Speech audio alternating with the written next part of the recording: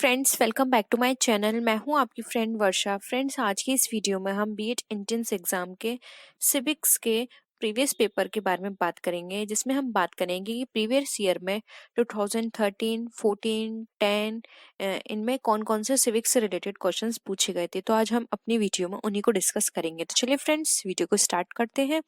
लेकिन वीडियो को स्टार्ट करने से पहले प्लीज मेरे चैनल को सब्सक्राइब कर लीजिए, और अगर आपने चैनल को सब्सक्राइब कर लिया है तो इस वीडियो को लाइक कीजिए और अपने फ्रेंड्स के साथ शेयर कीजिए। चलिए फ्रेंड्स, आज की इस वीडियो को स्टार्ट करते हैं।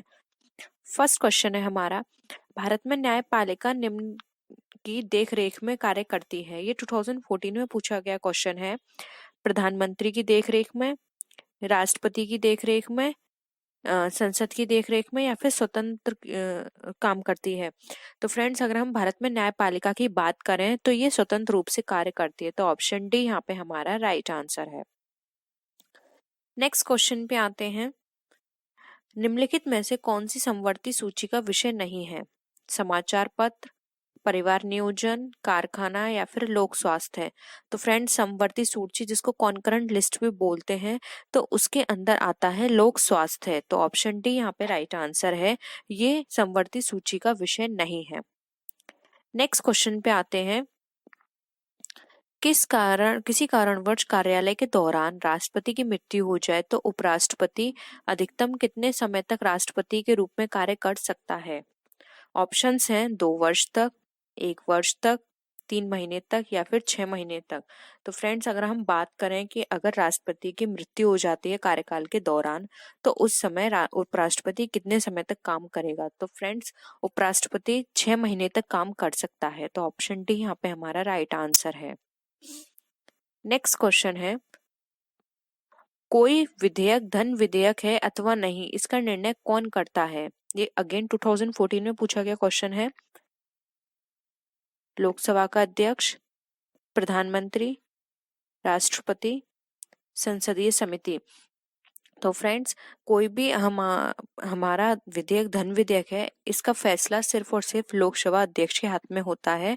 तो ऑप्शन ए यहाँ पे हमारा राइट आंसर है। वो बताएगा कि कौन सा विधेयक धन विधेयक है या नहीं। नेक्स्ट है क्वेश्चन है हमारा, राष्ट्रपति अपना त्यागपत्र किसे संबोधित करते हुए देता है? भारत के मुख्य न्यायाधीश, लोकसभा अध्यक्ष, उपराष्ट्रपति, या फिर प्रधानमंत्री। तो फ्रेंड्स, अगर राष्ट्रपति को अपना त्यागपत्र देना है तो वो उपराष्ट्रपति को संबोधित करते हुए अपने त्यागपत्र को सौंपेगा। तो वह यहाँ पे जो राइट आंसर है वो है ऑप्शन सी, उपराष्ट्रपति। अगेन 2014 में पूछा गया क्वेश्चन है ये। नेक्स्ट है, भारत में मंत्री परिषद उत्तरदायी होती है विधानमंडल के सदनों के प्रति, राज्यपाल के प्रति, संसद के प्रति, या फिर विधानसभा के प्रति। तो फ्रेंड्स, राज्य में मंत्री परिषद उत्तरदायी होती है विधानसभा के प्रति। तो ऑप्शन डी यहाँ पे हमारा राइट आंसर है। नेक्स्ट क्वेश्चन है, निम्नलिखित में से किस संविधान संशोधन के अंतर्गत मौलिक कर्तव्यों को शामिल किया गया है? ऑप्शंस है 42, 43, 44, या फिर 39। तो फ्रेंड, मौलिक कर्तव्यों को शामिल किया गया है 42वें संशोधन के अंतर्गत। तो यहाँ पे 42, ऑप्शन ए यहाँ पे हमारा राइट आंसर है। नेक्स्ट है, भारतीय संविधान में राज्य के नीति निर्देशक तत्वों की संकल्पना किस देश के संविधान पर आधारित है? फ्रांस, जापान, आयरलैंड, या फिर ब्रिटेन। तो फ्रेंड्स, अगर हम भारतीय संविधान में राज्य के नीति निर्देशक तत्वों की संकल्पना की बात करें तो ये लिया गया है आयरलैंड से। तो ऑप्शन सी यहाँ पे हमारा राइट आंसर है। नेक्स्ट है, भारतीय संविधान की अस्पष्टता उन्मूलन से संबंधित अनुच्छेद है अनुच्छेद 17, अनुच्छेद 16, अनुच्छेद 15, या फिर अनुच्छेद 14। तो फ्रेंड्स, अगर हम अस्पृश्यता उन्मूलन की बात करें तो ये अनुच्छेद 17 में बताया गया है इसके बारे में। तो यहाँ पे ऑप्शन ए हमारा राइट आंसर है। नेक्स्ट है, ईस्ट की नीतियों से कौन सा प्रधानमंत्री सबसे ज्यादा प्रभावित हुआ? HD देवगौड़ा, अटल बिहारी वाजपेयी, इंद्र कुमार गुजराल, या फिर मनमोहन सिंह। तो फ्रेंड्स, अगर हम बात करें ईस्ट की नीतियों से कौन सा प्रधानमंत्री सबसे ज्यादा प्रभावित हुआ था, तो वो थे इंद्र कुमार गुजराल। तो ऑप्शन सी यहाँ पे हमारा राइट आंसर है। ये हमारा क्वेश्चन 2013 में पूछा गया है। नेक्स्ट है संसद का अर्थ है राज्यसभा, लोकसभा, राज्यसभा, लोकसभा, प्रधानमंत्री, भारत का राष्ट्रपति, राज्यसभा और लोकसभा, या फिर भारत का राष्ट्रपति, भारत का उपराष्ट्रपति, या फिर लोकसभा और राज्यसभा।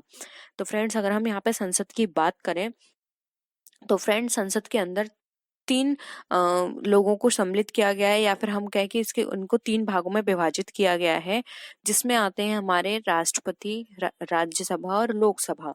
तो ऑप्शन सी यहाँ पे हमारा राइट आंसर है। भारत का राष्ट्रपति, राज्यसभा और लोकसभा, ये इसके तीन पार्ट होते हैं संसद के। नेक्स्ट क्वेश्चन है भारत में त्रिस्तरीय पंचायत राज प्रणाली का प्रस्ताव किसने पारित किया था? बलवंत राय मेहता कमेटी ने, अशोक मेहता कमेटी ने, रॉयल कमीशन, या फिर उपरोक्त में से कोई नहीं। तो फ्रेंड्स हम यहाँ पे अगर त्रिस्तरीय राज प्रणाली की बात करें कि इसके अंदर ये किसने दी थी ये, तो फ्रेंड्स ये दी गई थी बलवंत राय मेहता कमेटी के अंतर्गत। उन्होंने कहा था कि अगर पंचायत राज प्रणाली हो तो इसको त्रिस्तरीय रखा जाए। तो यहाँ पे ऑप्शन ए राइट आंसर है। नेक्स्ट है संवैधानिक प्रणाली के असफल हो जाने पर किसी राज्य में राष्ट्रपति शासन संविधान की किस धारा के अंतर्गत लागू किया जाता है? 352, 356, 360 या फिर 350। तो फ्रेंड्स हम यहाँ पर बात कर रहे हैं राष्ट्रपति शासन असफल हो जाने पर किस राज्य में राष्ट्रपति शासन लागू किया जाता है, तो वो धारा कौन सी है? तो वो है 356 धारा। तो यहाँ पे ऑप्शन बी यहाँ पे राइट आंसर है। नेक्स्ट है संविधान सभा के अध्यक्ष कौन थे? पंडित जवाहरलाल नेहरू, सरदार पटेल, डॉक्टर राजेंद्र प्रसाद, या फिर डॉक्टर BR अम्बेडकर। तो फ्रेंड्स अगर हम संविधान सभा के अध्यक्ष की बात करें तो उसके अध्यक्ष थे डॉक्टर राजेंद्र प्रसाद। तो ऑप्शन सी यहाँ पे हमारा राइट आंसर है। नेक्स्ट है भारतीय संसद द्वारा विश्व संसदीय प्रणालियों में से कौन सी अभिनव चर्चा प्रक्रिया समाविष्ट की गई है? प्रश्नकाल, शून्यकाल, संकल्प, या फिर राष्ट्रपति का भाषण। तो फ्रेंड्स इसके लिए जो राइट आंसर है वो है ऑप्शन बी शून्यकाल। नेक्स्ट है किस संविधान संशोधन द्वारा मतदान की आयु 21 से घटाकर 18 वर्ष की गई? 61वां संविधान संशोधन 1989, 55वां संविधान संशोधन 1986, 53वां संविधान संशोधन 1992, या फिर 84 संविधान संशोधन 2002। तो फ्रेंड्स अगर हम बात करें कि 21 से घटाकर जहां 18 वर्ष कर दी गई थी उम्र, तो वो किया गया था हमारा 61वें संविधान संशोधन 1989 के तहत। तो ऑप्शन यहाँ पे ए राइट आंसर है।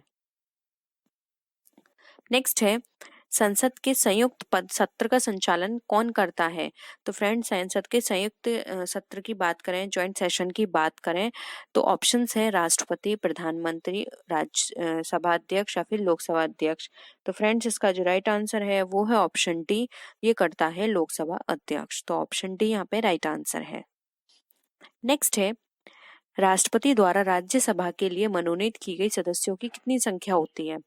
2, 6, 8, 12। तो फ्रेंड्स राष्ट्रपति को यह अधिकार होता है कि राज्यसभा के लिए कुछ सदस्यों को मनोनीत कर सके, और उनकी जो संख्या होती है वो होती है 12। तो ऑप्शन डी यहाँ पे हमारा राइट आंसर है।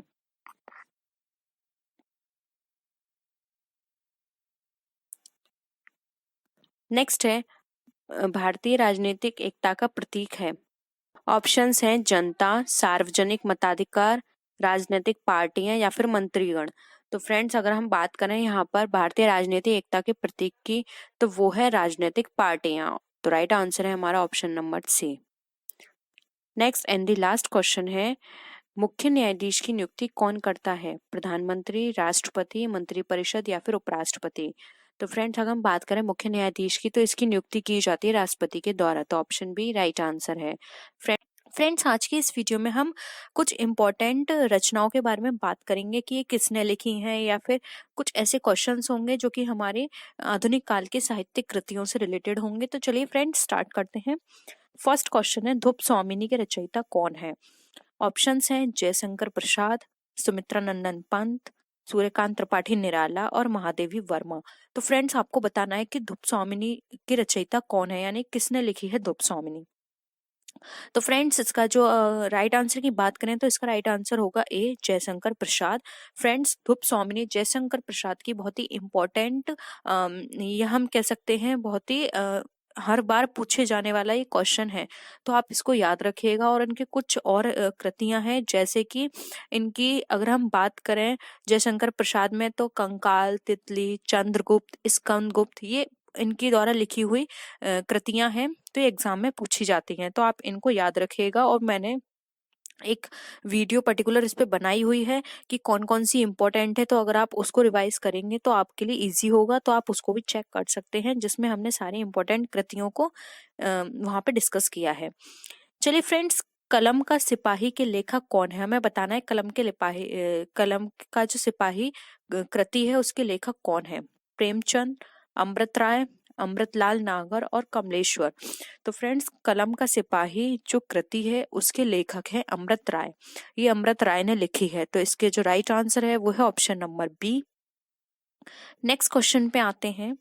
नेक्स्ट क्वेश्चन है हमारा, बाबा बटेश्वर नाथ के रचनाकार हैं। अब हमें बताना है कि बाबा बटेश्वर नाथ किसने लिखी है। नागार्जुन ने, राजेंद्र यादव ने, नामवर सिंह ने, या फिर महादेवी वर्मा ने। तो फ्रेंड्स, अगर हम बात करें बाबा बटेश्वर नाथ की, तो ये रचना है नागार्जुन की, नागार्जुन ने इसे लिखा है, तो इसका जो राइट आंसर होगा वो होगा ऑप्शन नंबर ए। फ्रेंड्स, आप हमारी इस वीडियो को जरूर चेक कर लीजिएगा, क्योंकि हमने वहाँ पे सारी इंपॉर्टेंट कृतियां हैं जो एग्जाम में पूछी जाती हैं, उन सबको डिस्कस किया है। तो अगर आप सिर्फ उस वीडियो को जो भी वहाँ पे बताई गई हैं उसको याद कर लेते हैं, तो आपका 2 से 3 क्वेश्चंस कहीं से नहीं जाने वाले, आपके 2 से 3 क्वेश्चन उसमें फंस जाएंगे। नेक्स्ट है, अमीर खुसरो की रचनाएं किस बोली में रचित हैं। अवधी, ब्रजभाषा, खड़ी बोली, या फिर कन्नौजी। तो फ्रेंड्स, बात करें कि अमीर खुसरो की जो रचनाएं हैं वो किस बोली में है या फिर वो किस में लिखी गई हैं, तो फ्रेंड्स, अमीर खुसरो ने जो अपनी भाषा ली है, जो जिस भाषा में लिखते हैं वो है हमारी खड़ी बोली। तो ऑप्शन सी यहाँ पे हमारा राइट आंसर है। नेक्स्ट क्वेश्चन पे आते हैं, जीने के लिए उपन्यास के लेखक कौन है। रागे राघव, राहुल सांकृत्यान, यशपाल, या फिर नागार्जुन। तो फ्रेंड्स, जीने के लिए उपन्यास के लेखक जो हैं वो हैं राहुल सांकृत्यान। राहुल सांकृत्यान की ये लिखी हुई है जीने के लिए, तो ये इनकी बहुत ही फेमस है। और फ्रेंड्स, राहुल सांकृत्यान की एक और कृति है जो बहुत फेमस है और एग्जाम में पूछी जाती है, वो है मेरी जीवन यात्रा। तो आप नोट कर लीजिए, इनकी एक और फेमस है मेरी जीवन यात्रा। ये एग्जाम में बहुत पूछी जाती है कि मेरी जीवन यात्रा किसके द्वारा लिखी हुई है, तो ये भी राहुल सांकृत्यान के द्वारा लिखी हुई रचना है। नेक्स्ट क्वेश्चन पे आते हैं, व्याकरण दर्पण किसकी रचना है। तो अब हमें बताना है कि व्याकरण दर्पण जो है वो किसकी रचना है। ऑप्शंस है शिव पूजन सहाय, किशोरीदास वाजपेयी, रामचंद्र शुक्ल, या फिर श्याम सुंदर दास। तो फ्रेंड्स, व्याकरण दर्पण जो है ये हमारी रचना लिखी हुई है शिव पूजन सहाय के द्वारा, तो यहाँ पे ऑप्शन ए हमारा राइट आंसर है। नेक्स्ट क्वेश्चन पे आते हैं, केशव कहीं न जाए का कहिए, केशव कहीं न जाए का कहिए पंक्ति के रचनाकार कौन है। ए आचार्य केशवदास, बी सूरदास, सी तुलसीदास, या फिर रहीम। तो फ्रेंड्स, केशव कहीं ना जाए का कहिए, ये पंक्ति जिसने लिखी है वो है हमारे तुलसीदास जी, तो ऑप्शन सी यहाँ पे राइट आंसर है। नेक्स्ट क्वेश्चन पे आते हैं। नेक्स्ट क्वेश्चन है हमारा, सूरदास प्रेमचंद के किस उपन्यास का पात्र है। तो हमें बताना है सूरदास जो है प्रेमचंद के किस उपन्यास में सूरदास वहां पे उन्होंने पात्र का नाम रखा है। वरदान, प्रतिज्ञा, गोदान, या रंगभूमि। तो फ्रेंड्स, इसका जो राइट आंसर है वो है ऑप्शन नंबर डी, रंगभूमि। रंगभूमि में जो पात्र हैं उसमें प्रेमचंद जी ने अपने पात्र का नाम सूरदास रखा है, तो ऑप्शन डी यहाँ पे हमारा राइट आंसर है। नेक्स्ट क्वेश्चन पे आते हैं, कलम का सिपाही किसे कहा जाता है। तो फ्रेंड्स, पहले जो क्वेश्चन था वो था कलम का सिपाही किसने लिखा है, और यहाँ ये है कि कलम का सिपाही किसे कहा जाता है। ऑप्शन है प्रेमचंद, निराला, प्रसाद, या फिर दिनकर। तो फ्रेंड्स, अगर हम बात करें कलम के सिपाही की, तो प्रेमचंद जी को कलम का सिपाही कहा जाता है, तो यहाँ पे ऑप्शन ए हमारा राइट आंसर है। फ्रेंड्स, हम प्रेमचंद का भी बहुत ही इंपॉर्टेंट है, प्रेमचंद की हर बार एक रचना जरूर पूछी जाती है, तो मैं आपको कुछ इंपॉर्टेंट अभी बता देती हूँ, लेकिन फिर भी आपको वो वीडियो वहां पे जाके जरूर चेक करनी है। प्रेमचंद की कुछ फेमस कृतियां हैं जो एग्जाम में पूछी जाती हैं, जैसे कि प्रेमाश्रम, गवन, गोदान। इसके साथ ही साथ करबला, ये एक नाटक है। संग्राम, ये भी एक नाटक है। ये प्रेमचंद के बहुत पूछे जाते हैं एग्जाम में। तो आप बस एक ये कुछ गिने चुने 4-5 हैं, इनको पढ़ लीजिए, तो आपको कहीं इससे ज्यादा पढ़ने की जरूरत नहीं होगी। आपके इसी में से अपने सारे क्वेश्चंस फंस जाएंगे। नेक्स्ट क्वेश्चन पे आते हैं। नेक्स्ट क्वेश्चन है हमारा, आकाशदीप किसकी रचना है? तो अब बताना है कि आकाशदीप जो है वो किसकी रचना है। प्रेमचंद, जयशंकर प्रसाद, निराला या फिर यशपाल। तो फ्रेंड्स, ये आकाशदीप हमारी जयशंकर प्रसाद की ही अगेन रचना है।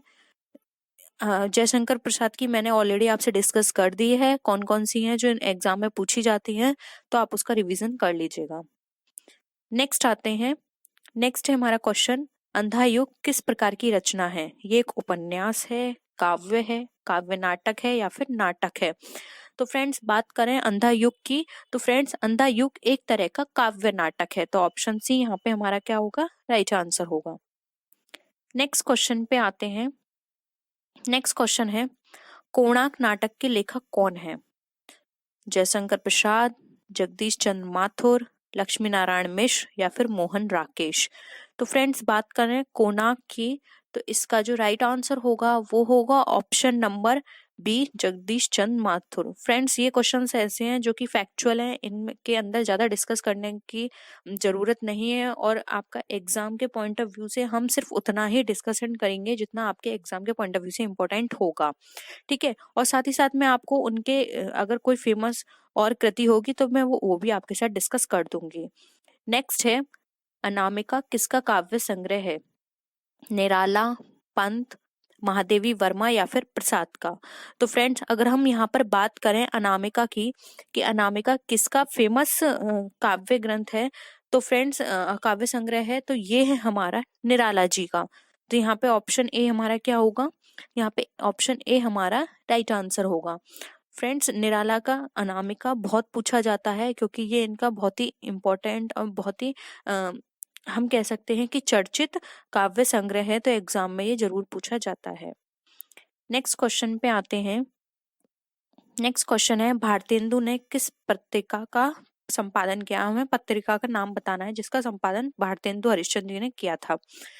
तो फ्रेंड्स, ऑप्शंस हैं हिंदी प्रदीप, इंदु, कवि वचन सुधा या फिर भारत बंधु। तो फ्रेंड्स, अगर हम बात करें यहाँ पर भारतेंदु की पत्रिका की, तो वो है कवि वचन सुधा। तो ऑप्शन सी यहाँ पे हमारा क्या होगा? राइट आंसर होगा।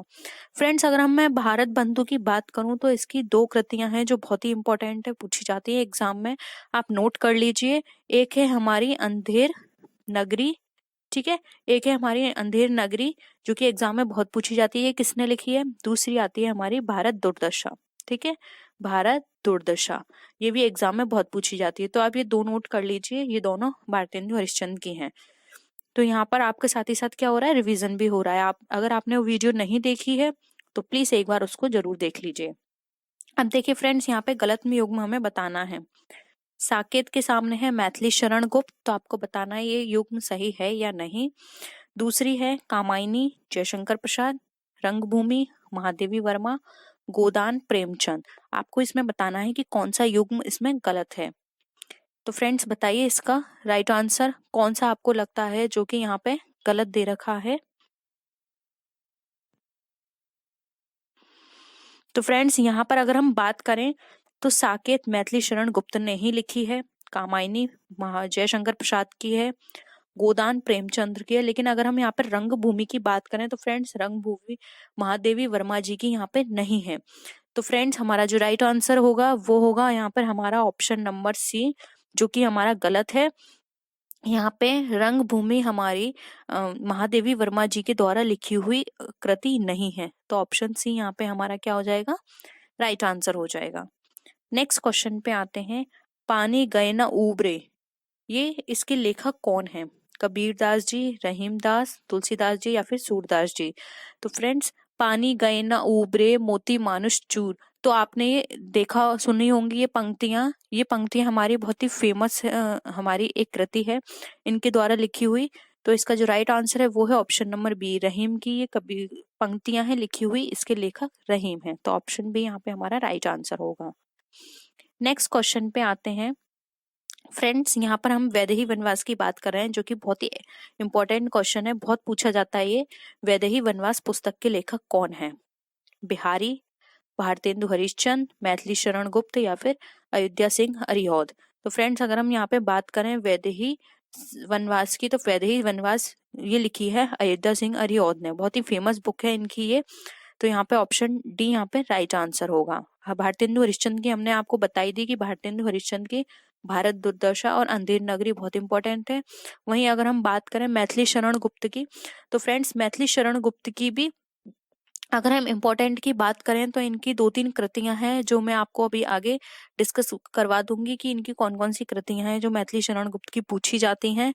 अयोध्या सिंह अरिहौद की वैदेही वनवास बहुत ही इंपॉर्टेंट है, हर बार ये पूछी जाती है कि वैदेही वनवास किसके द्वारा लिखी हुई है। तो ये लिखी हुई है हमारी अयोध्या सिंह अरिहौद के द्वारा। नेक्स्ट क्वेश्चन पे अब हम आते हैं। नेक्स्ट क्वेश्चन है हमारा, रामचरितमानस में समायोजित कुल कांड कितने हैं? 8, 9, 7 या 12? तो फ्रेंड्स अगर हम बात करें रामचरितमानस में कांड की, तो यहाँ पर ऑप्शन होगा वो हमारा सी राइट होगा। कुल 7 कांड है, आप इनको नोट करना चाहें तो नोट कर सकते हैं। फर्स्ट है हमारा बाल कांड, सेकंड है अयोध्या कांड, थर्ड है अरण्य कांड, फोर्थ है किष्किंधा कांड, फिफ्थ है हमारा सुंदर कांड, सिक्स है हमारा लंका कांड एंड सेवेंथ है हमारा उत्तराकांड। आई होप आपको सारी चीजें क्लियर होंगी। मैं एक बार फिर से रिपीट कर देती हूँ। फर्स्ट बालकांड, सेकंड अयोध्या कांड, थर्ड अरण्य कांड, फोर्थ किष्किंधा कांड, फिफ्थ सुंदर कांड, सिक्स लंका कांड एंड सेवेंथ है हमारा उत्तराकांड। अब फ्रेंड्स अगर हम छंदों के मुताबिक बात करें, छंदों की संख्या के अकॉर्डिंग, तो यहाँ पे सबसे बड़ा कांड बताया जाता है बालकांड को और सबसे छोटा कांड बताया जाता है किष्किंधा कांड को। तो आप इसे भी नोट कर सकते हैं, हो सकता है एग्जाम में पूछ लिया जाए कि रामचरितमानस में सबसे बड़ा कांड कौन सा है, तो वो है बालकांड।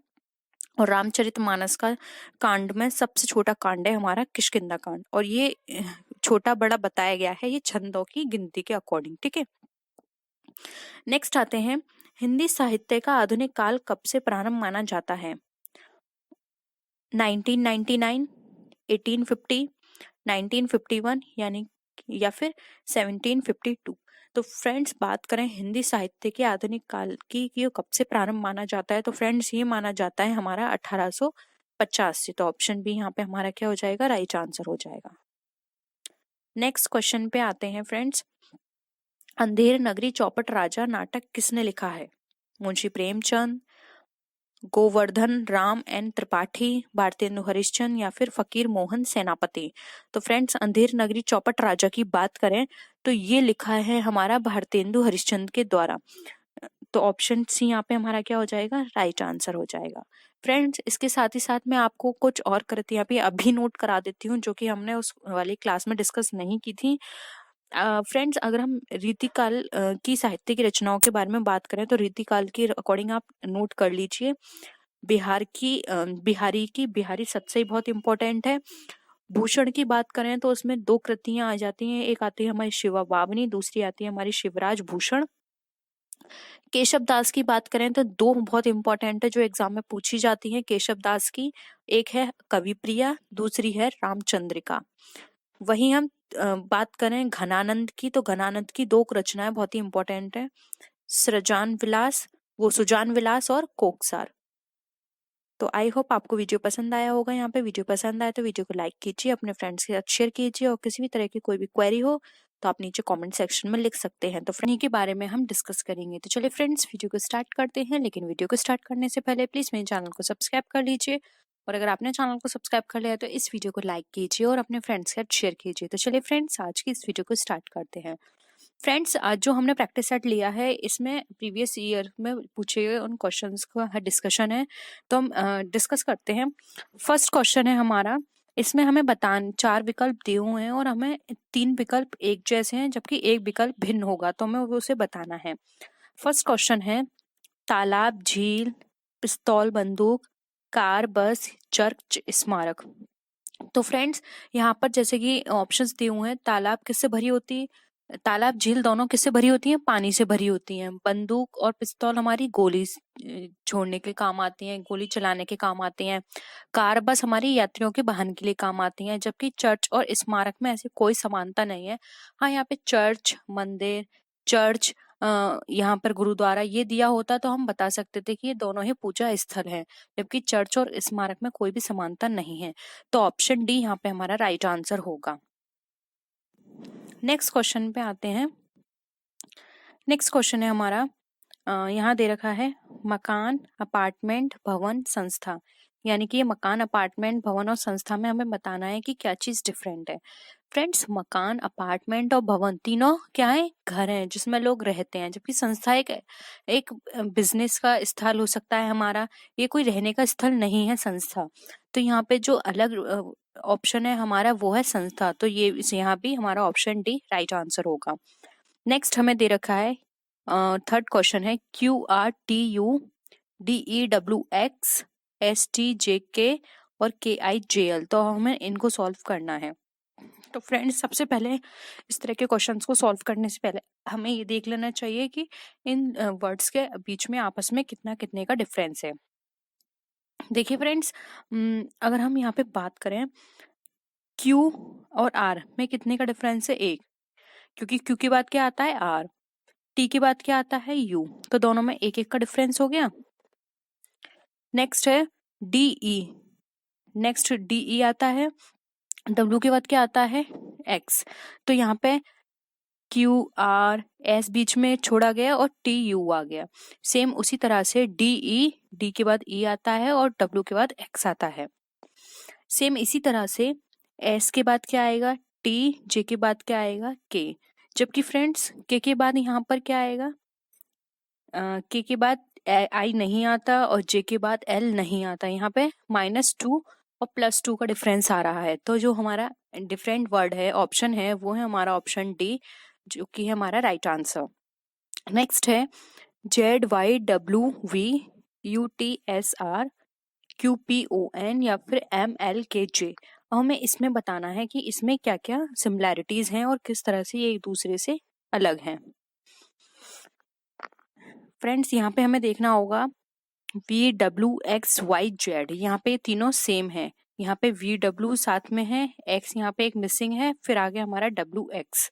सेम उसी तरह से अगर हम यहाँ पर देखें कि हमारा है RSTU, ये क्या है, अगर हम रिवर्स में लेके चलें इस पोजीशन में तो ये चारों साथ में आएंगे। सेम उसी तरह से MNOPQ, तो ये भी हमारा रिवर्स में सभी साथ में है।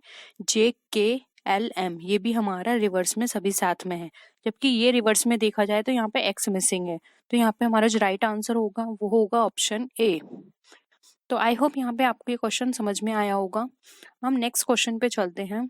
13, 21, 15 और 33। इसमें बताना है फ्रेंड्स आपको कि अलग वर्ड क्या है। बताइए फ्रेंड्स। तो फ्रेंड्स अगर हम बात करें कि ना तो ये किसी के, हम अगर बात करें स्क्वायर की, तो ना ही ये स्क्वायर है ना ही ये क्यूब है, तो हमें कुछ और देखना होगा। तो फ्रेंड्स अगर हम बात करें तो 21, 15, 33 ये क्या है, हमारी भाज्य संख्याएं हैं। जबकि 13 हमारी अभाज्य संख्या है। तो यहाँ पे ऑप्शन है हमारा राइट आंसर होगा। नेक्स्ट है 15, 63, 82, 24। हमें यहाँ पर बताना है कि ये हमारे इनमें क्या क्या सिमिलैरिटीज है। तो फ्रेंड्स इस तरह के जो मीनिंग आते हैं, सबसे पहले आप ये देखिए कीजिए कि ये किसी का क्यूब स्क्वायर तो नहीं बन रहा, या फिर ये प्राइम नंबर तो नहीं है, या फिर ये ऑड नंबर तो नहीं है। इस तरह से आप चेक कीजिए। तो फ्रेंड्स अगर हम यहाँ पे चेक करें तो देखिए ये सारे ही नंबर हमारे स्क्वायर के बिल्कुल नियर हैं। जैसे कि हम यहाँ पर देखें 4 का क्यूब कितना, स्क्वायर कितना होता है 16, 16 में पॉइंट माइनस किया तो कितना आ गया 15। ठीक है, सेम इसी तरह से हमारा यहाँ पर अगर हम 8 का स्क्वायर करेंगे 64, उसमें 1 माइनस किया तो हमारा आ गया 63। और हम अगर करेंगे 9 का स्क्वायर करें, 9 का स्क्वायर कितना होता है हमारा 81, उसमें अगर प्लस करेंगे तब आएगा हमारा यहाँ पे 82, जबकि इन दोनों संख्याओं में हमने माइनस किया है। सेम उसी तरह से अगर हम 24 देखें तो 24 अगर हम 5 का स्क्वायर करेंगे माइनस 1 करेंगे तो आ जाएगा हमारा 24। तो फ्रेंड्स अगर यहाँ पर फिर हम निकल कर आया कि ये सारे हमारे स्क्वायर्स हैं और माइनस करने के बाद ये पोजीशन आई है, जबकि 82 ऐसा है स्क्वायर तो है लेकिन यहाँ पे हमें 1 प्लस करना पड़ रहा है, बाकी सब में 1 हमें माइनस करना हो रहा है। तो यहाँ पे ऑप्शन सी हमारा इसलिए राइट आंसर है। आई होप यहाँ तक आपको सारी चीजें क्लियर होंगी। हम नेक्स्ट बात करते हैं, इसमें से हमें विषम बताना है कि कौन कौन सा विषम वर्ड है। ऑप्शंस हैं NMOL, PKQI, RISH, TGUF। तो इसमें हमें बताना है विषम।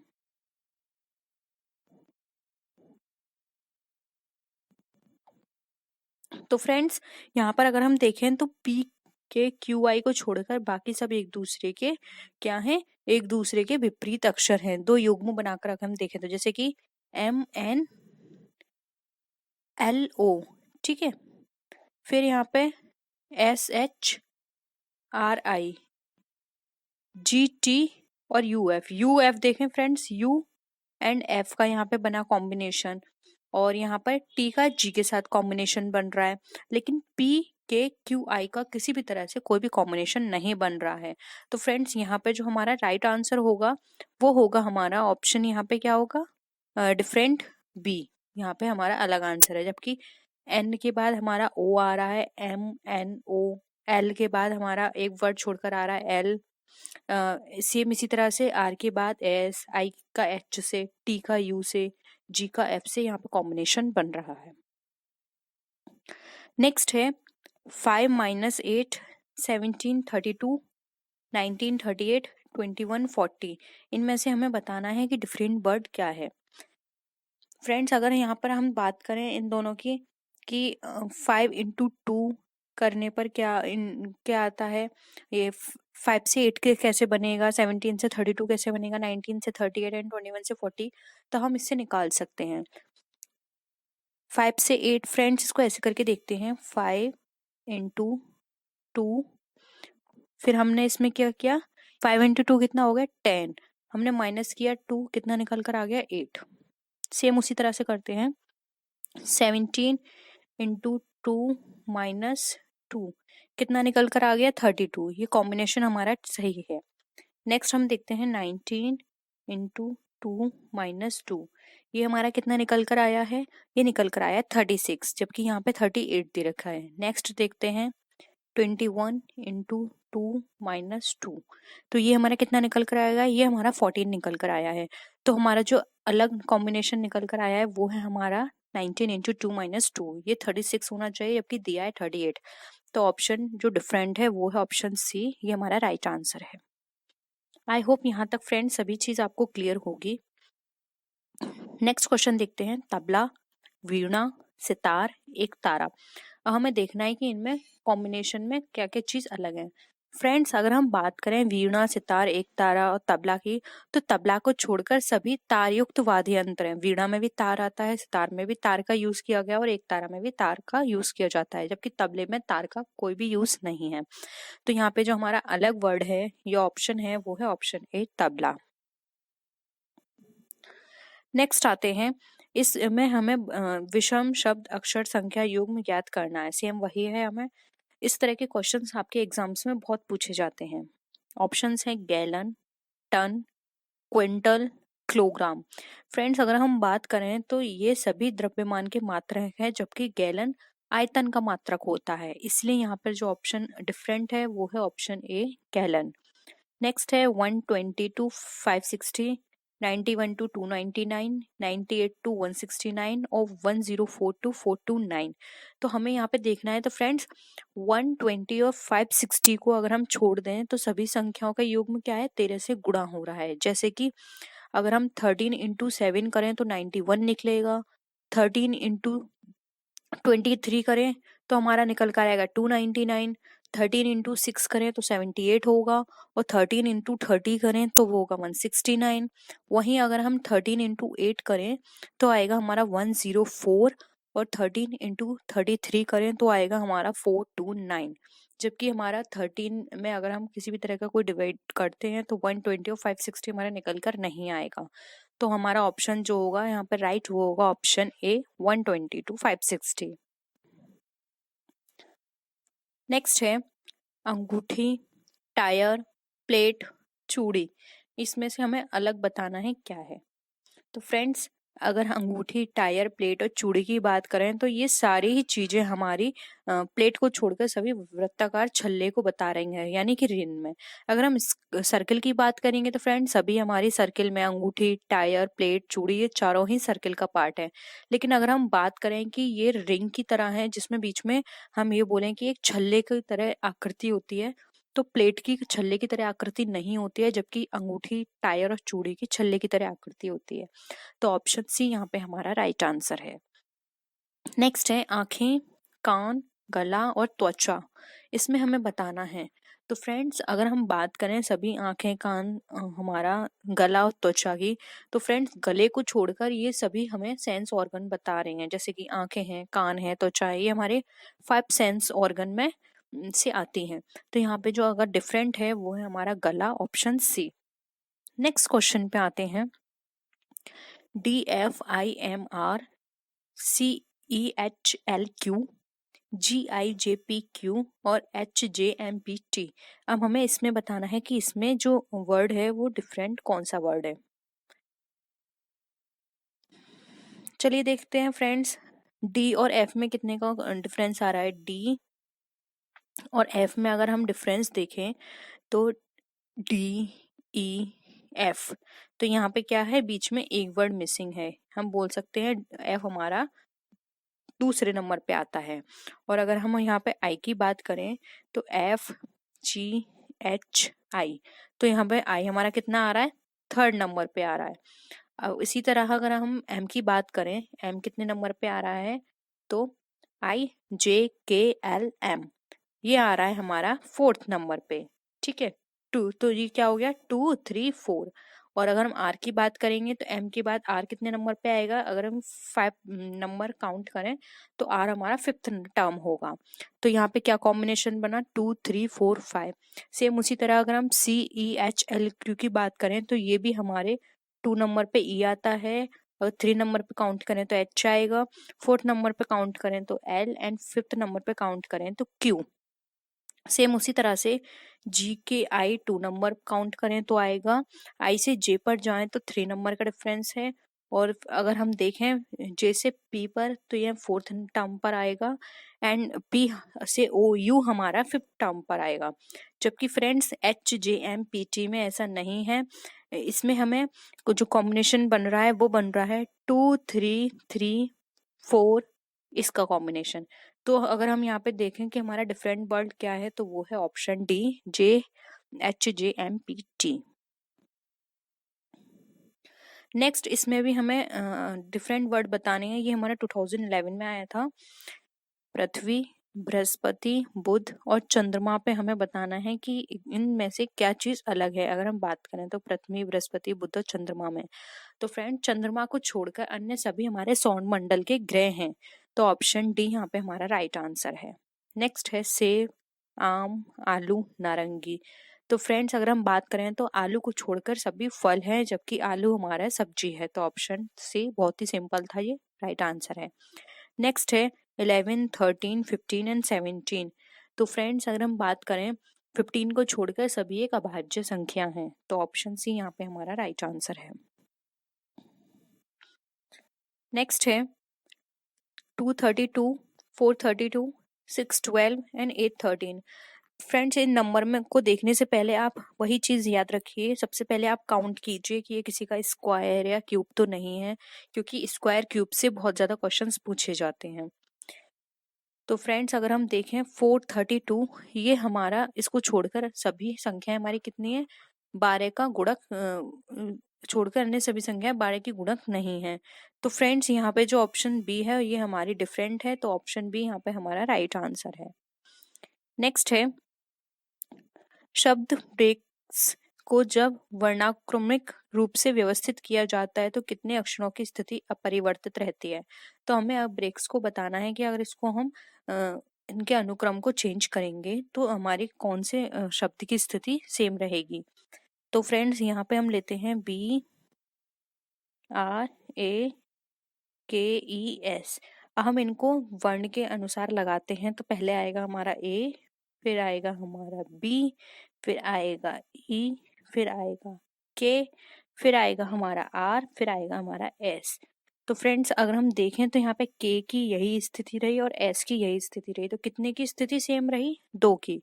तो ऑप्शन बी यहाँ पे हमारा देखें तो यहाँ पे हमारा राइट आंसर है। हमारी यहाँ पे जो राइट आंसर होगा वो होगा 2। 2 शब्द की स्थिति सेम रही। नेक्स्ट है निम्नलिखित प्रश्न में 4 संख्याएं दी गई हैं जिनमें से 3 किसी प्रकार समान है और उस एक का चयन कीजिए जो भिन्न है। यानी कि 2, 16, 56, 128। इसमें हमें देखनी है कि क्या चीज भिन्न है।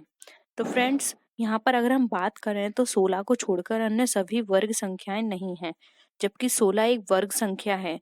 अर्थात अगर हम बात करें 2 भी किसी का वर्ग नहीं है, 56 भी नहीं है, 128 भी नहीं है, जबकि 16 हमारा वर्ग है 4 का। अगर हम 4 का स्क्वायर करेंगे तो हमारा राइट आंसर आएगा 16। तो ऑप्शन बी यहाँ पे हमारा राइट आंसर है। नेक्स्ट है भिन्न शब्द का चयन कीजिए। Bag, basket, hat, pocket. तो फ्रेंड्स अगर हम यहाँ पे बात करें बैग, बास्केट, पॉकेट, हैट की, तो फ्रेंड्स ये सभी बैग, बास्केट एंड पॉकेट ये सभी कुछ ना कुछ वस्तुएं रखने के काम आती हैं, जबकि हैट हमें सिर पे पहना जाता है, इसमें हम कुछ भी चीज नहीं रख सकते हैं। तो ऑप्शन जो डिफरेंट है, राइट आंसर है वो है हमारा ऑप्शन सी, हैट। नेक्स्ट है समूह से भिन्न शब्द का चयन कीजिए। लखनऊ, भोपाल, नई दिल्ली या फिर जयपुर। तो फ्रेंड्स अगर हम बात करें तो यहाँ पर सभी हमारी जो राजधानियां हैं, नई दिल्ली को छोड़ के अन्य सभी राज्य की राजधानियां हैं, जबकि नई दिल्ली भारत की राजधानी है। ठीक है, तो यहाँ पर ये तो हमारी भोपाल, लखनऊ, जयपुर ये राज्य की राजधानी है, जबकि नई दिल्ली हमारे भारत देश की राजधानी है। तो इसलिए यहाँ पे जो डिफरेंट है वो है ऑप्शन सी, नई दिल्ली। नेक्स्ट है निम्नलिखित प्रश्न में से भिन्न शब्द का चयन कीजिए। जापान, भारत, श्रीलंका या फिर न्यूजीलैंड। तो फ्रेंड्स अगर हम यहाँ पे बात करें तो न्यूजीलैंड को छोड़कर अन्य सभी देश एशिया महादेश में स्थित हैं, जबकि न्यूजीलैंड ओशनिया महादेश में स्थित है। तो यहाँ पे अगर हम देखें तो डिफरेंट वर्ड जो है हमारा वो है ऑप्शन डी, न्यूजीलैंड। तो फ्रेंड्स यहाँ पे जो इसका राइट आंसर था वो हमारे क्या निकल कर आया, न्यूजीलैंड। नेक्स्ट क्वेश्चन पे मूव करते हैं। अब इसमें यहाँ पे हमें इंस्ट्रक्शन दिया हुआ है कि नीचे दिए गए प्रत्येक प्रश्न में 4 शब्द दिए हुए हैं। इन 4 शब्दों में से 3 शब्द किसी न किसी प्रकार से एक समान है तथा इस प्रकार से ये अपना एक समूह बनाते हैं। आप उस शब्द को चुनिए जो 3 से भिन्न है। ठीक है, ऑप्शन से हमारे कान, नाक, आंख, हृदय। इसमें हमें बताना है कि डिफरेंट क्या है। तो फ्रेंड्स अगर यहाँ पे देखें तो हृदय को छोड़कर सभी हमारे ज्ञानेंद्रियां हैं, जबकि हृदय शरीर के अंदर का एक अंग है। तो यहाँ पे जो डिफरेंट है वो है ऑप्शन डी, हृदय। बाकी सभी हमारे सेंस ऑर्गन हैं। नेक्स्ट है भौतिक शास्त्र, रसायन शास्त्र, भूगोल और वनस्पति शास्त्र। इनमें हमें बताना है कि क्या डिफरेंट है। तो फ्रेंड्स भूगोल को छोड़कर अन्य सभी विज्ञान से संबंधित विषय हैं, जबकि भूगोल कला से संबंधित विषय है। तो इसलिए हमारा जो राइट आंसर है वो है ऑप्शन सी, भूगोल। नेक्स्ट है बहुतायत, प्रचुर, बहुत अधिक या फिर विस्तृत। अब हमें बताना है कि इसमें से हमारा जो डिफरेंट वर्ड है वो कौन सा है। तो फ्रेंड विस्तृत को छोड़कर अन्य सभी का अर्थ संख्या या मात्रा से है, जबकि विस्तृत का अर्थ होता है कुछ चीज फैली हुई या फिर कुछ चीज फैल रहा है, हम उसको बोलते हैं कि विस्तृत होना। तो यहाँ पे जो डिफरेंट है वो है ऑप्शन डी, विस्तृत। नेक्स्ट है कलम, कैलकुलेटर, स्याही, रबड़। इसमें से क्या चीज डिफरेंट है। तो फ्रेंड्स अगर हम बात करें तो कलम, स्याही एंड रबड़, ये सब हमारे लेखन से संबंधित हैं, जबकि कैलकुलेटर हमारा एक स्टेशनरी है जो कि एक मशीनरी का भी काम करती है। तो ऑप्शन डी यहाँ पे जो ऑप्शन बी जो है वो हमारा यहाँ पे राइट आंसर होगा, कैलकुलेटर। नेक्स्ट है नम्र, विनीत, सभ्य, राजनैतिक। इसमें से डिफरेंट क्या है? तो फ्रेंड्स बात करें नम्र, विनीत और सभ्य की, ये तीनों एक ही यहाँ पे बात बताते हैं, जबकि हमारा जो राजनैतिक है ये अलग वर्ड है और इसका भाव भी अलग है। तो ऑप्शन डी यहाँ पे हमारा राइट आंसर है। नेक्स्ट आता है 29 क्वेश्चन, सलाहकार, निजी शिक्षक, प्रशिक्षक या फिर व्याख्याता। तो फ्रेंड्स अगर हम बात करें यहाँ पे डिफरेंट वर्ल्ड की, तो सलाहकार को छोड़कर अन्य सभी शिक्षा देने वाले हैं, ठीक है। जैसे कि निजी शिक्षक हो गया, प्रशिक्षक हो गया, व्याख्याता हो गया, ये हमें क्या देंगे? शिक्षा। जबकि सलाहकार हमें किसी तरह की कोई शिक्षा नहीं दे रहा, वो सिर्फ हमें एक एडवाइस दे रहा है, किसी भी तरह का अपना एक सजेशन दे रहा है। तो यहाँ पे राइट आंसर होगा ऑप्शन ए, सलाहकार। नेक्स्ट है मक्खी, मधुमक्खी, खटमल और तिलचट्टा। तो फ्रेंड्स अगर हम यहाँ पर देखें तो यहाँ पर हमारे लिए मधुमक्खी डिफरेंट है, क्योंकि ये मनुष्य के लिए इतना हानिकारक कीट नहीं है, जबकि सभी हमारे लिए हानिकारक है। मधुमक्खी हमारे लिए एक लाभकारी कीट होता है। तो ऑप्शन बी यहाँ पे हमारा राइट आंसर है। नेक्स्ट है परिकल्पना, प्रयोग, अनुमान और पूर्वानुमान में क्या अंतर है? तो हमें यहाँ पे बताना है कि कौन सा वर्ड यहाँ पे डिफरेंट है। तो फ्रेंड्स अगर हम बात करें यहाँ पर परिकल्पना, प्रयोग, अनुमान और पूर्वानुमान में, तो प्रयोग को छोड़कर अन्य सभी का संबंध हमारी कल्पना से है। जबकि प्रयोग का मतलब होता है कि कुछ चीज हम रियल में कर रहे हैं, कुछ प्रैक्टिकल करने की कोशिश कर रहे हैं। जबकि परिकल्पना, अनुमान और पूर्वानुमान में हम कुछ एजम्पशन लगा रहे हैं, कुछ एज्यूम कर रहे हैं। तो यहाँ पे जो हमारा राइट आंसर है वो है ऑप्शन बी, प्रयोग। तो फ्रेंड्स ये था हमारा आज का प्रैक्टिस सेट। आई फर्स्ट क्वेश्चन है हमारा, a company secretary works of the company, यानी कि एक कंपनी सेक्रेटरी होती है, उसके क्या क्या काम होते हैं? ऑफ आईज यानी कि सिर्फ वॉच करने का काम, ऑफ ईयर्स यानी कि सुनने का काम, ऑफ हैंड्स यानी कि सिर्फ प्रैक्टिकली किसी भी चीज को करना, या फिर हम ये बोल सकते हैं कि जो हमारे लोअर लेवल के जो एम्प्लॉयज होते हैं वो काम है, या फिर ऑल दिस। तो फ्रेंड्स एक कंपनी सेक्रेटरी के ये सारे काम होते हैं, उसको देखना होता है, सुपरवाइज करना होता है, वॉच करना होता है कैसा काम कैसे चल रहा है।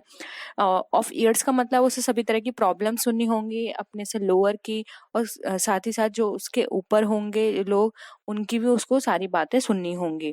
और नेक्स्ट आता है ऑफ हैंड्स, यानी कि उसे कुछ ऐसा काम भी करना होगा जो कि वहां पर उसका उसकी कुछ इन्वॉल्वमेंट हो। तो फ्रेंड्स यहाँ पर जो अगर हम कंपनी सेक्रेटरी की बात करें तो ऑल दिस यहाँ पे करेक्ट है। नेक्स्ट आता है with special permission of register of companies a companies financial year can be extended at most, यानी कि एक कंपनी रजिस्ट्रार की विशेष अनुमति से कंपनी का वित्तीय वर्ष अधिक से अधिक कितना बढ़ाया जा सकता है। तो फ्रेंड्स अगर हम यहाँ पे वित्तीय वर्ष की बात करें जो कि 12 मंथ होता है, तो अगर एक कंपनी चाहे तो उस फाइनेंशियल ईयर को बढ़ा सकती है, लेकिन उसको टाइम पीरियड है, ऑप्शंस है 30th month, up to 15th month, up to 18th month, या फिर अप टू 20th मंथ। तो फ्रेंड्स यहाँ पे जो इसके लिए टाइम पीरियड है वो है अप टू 18 मंथ, सिर्फ वो 18 मंथ तक उसे इंक्रीज कर सकती है। नेक्स्ट आता है in which section of the Indian Companies Act 1956 companies define, यानी कि किस सेक्शन के अंदर कंपनीज को डिफाइन किया गया है? Section 3 subsection 1 first, section 2 subsection 1 first and section 3 subsection 1 second, none of these. तो फ्रेंड्स कंपनी को डिफाइन किया गया है कंपनीज एक्ट के अंदर, तो वो है section 3 subsection 1 first. Next question है a company can change its name, यानी कि एक कंपनी अपना नाम चेंज कर सकती है, तो उसे क्या करना होगा? By passing a special offer या रेजोल्यूशन, यानी कि उसको एक स्पेशल विशेष प्रस्ताव पासित करना होगा, या फिर by passing a simple proposal, यानी कि एक साधारण प्रस्ताव पास करना होगा, या फिर by obtaining the approval of the central government, यानी कि उसे सेंट्रल गवर्नमेंट की अनुमति लेनी होगी। नेक्स्ट है by passing special resolution and obtaining approval of the central government, यानी कि उसे एक स्पेशल रेजोल्यूशन पास करना होगा और साथ ही साथ उसे जो सेंट्रल गवर्नमेंट है उसकी परमिशन लेनी होगी। तो फ्रेंड्स अगर कोई भी कंपनी अपना नाम चेंज करती है तो उसको सबसे पहले एक रेजोल्यूशन पास करना होता है जो कि स्पेशल रेजोल्यूशन होता है, और साथ में उसे सेंट्रल गवर्नमेंट की भी परमिशन लेनी होती है। तो यहाँ पे ऑप्शन डी हमारा करेक्ट है। नेक्स्ट क्वेश्चन पे आते हैं। Statutory meeting of the company can be called, यानी कि एक स्टैट्यूटरी मीटिंग जो होती है वो कब होती है, टाइम पीरियड क्या है, वंस इन 1 ईयर यानी कि साल में एक बार, once in a company's life span यानी कि पूरी लाइफ में एक बार, वंस इन 6 मंथ्स यानी कि 6 महीने में एक बार, या फिर वंस इन 3 मंथ्स यानी कि 3 महीने में एक बार। तो फ्रेंड्स स्टैट्यूटरी मीटिंग जो होती है उसका जो टाइम पीरियड है वो वंस इन 6 मंथ्स है, यानी कि 6 मंथ्स में एक बार उसको होना जरूरी है। नेक्स्ट है premium is determined on issue of shares, यानी कि जो प्रीमियम जो है वो हमारा अगर हम कोई भी शेयर इशू किया जाता है तो प्रीमियम किसकी परमिशन से इशू किया जाएगा, बाय कंपनी लॉ बोर्ड यानी कि कंपनी लॉ बोर्ड के थ्रू, बाय गवर्नमेंट यानी कि गवर्नमेंट के थ्रू, बाय इशूइंग कंपनी, या फिर by board of securities of and exchange of India यानी कि सेबी। तो फ्रेंड्स अगर कोई भी कंपनी अपने शेयर को प्रीमियम पे इशू करना चाहती है तो ये डिपेंड करता है, ये डिसीजन होता है इशूइंग कंपनी का। तो यहाँ पे ऑप्शन सी करेक्ट है। ये सिर्फ उसके ऊपर डिपेंड करता है कि वो कितना प्रीमियम डिटरमाइन करे और उनको शेयर जो भी इशू कर रही है उसको प्रीमियम पे करे या ना करे। नेक्स्ट है अ कंपनी में इशू शेयर्स ऑन डिस्काउंट, यानी कि एक कंपनी अपने डिस्काउंट पे शेयर इशू करती है on the advice of auditor, auditor के एडवाइस पर। इफ कंपनी इज न्यू यानी कि अगर कंपनी नई हो,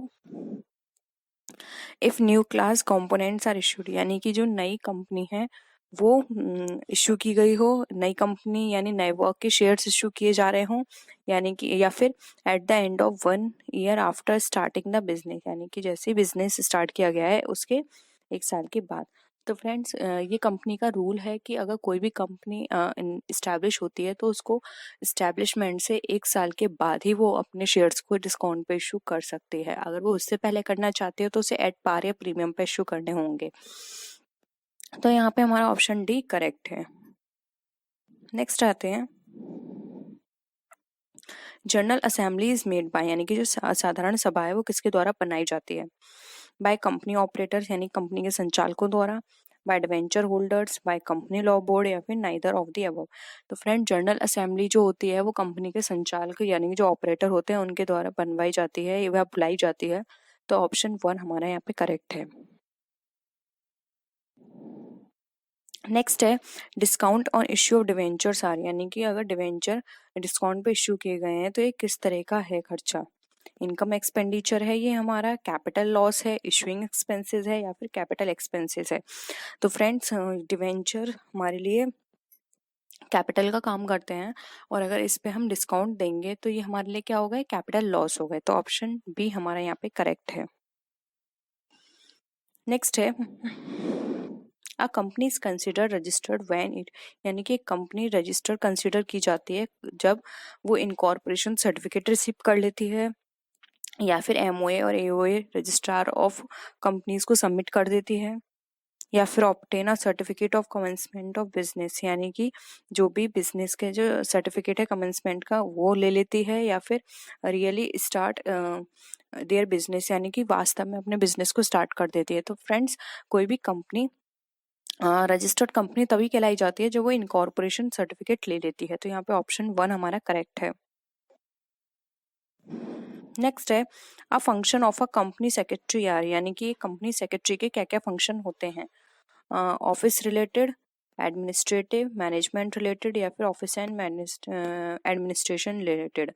तो फ्रेंड्स अगर एक कोई कंपनी होती है तो उसके सचिव का यहाँ पर अगर हम उसके कार्य की बात करें तो उसके ऑफिस से रिलेटेड काम भी होते हैं और एडमिनिस्ट्रेशन से रिलेटेड भी उसको देखना होता है। जैसे कि अभी हमने ऊपर बात की थी कि उसको सभी तरह के काम देखने होंगे कि क्या हो रहा है, क्या डिसीजन लेना है, किस तरह का करना है, आई से, ईयर से एंड हैंड, इन तीनों के बेसिस पर।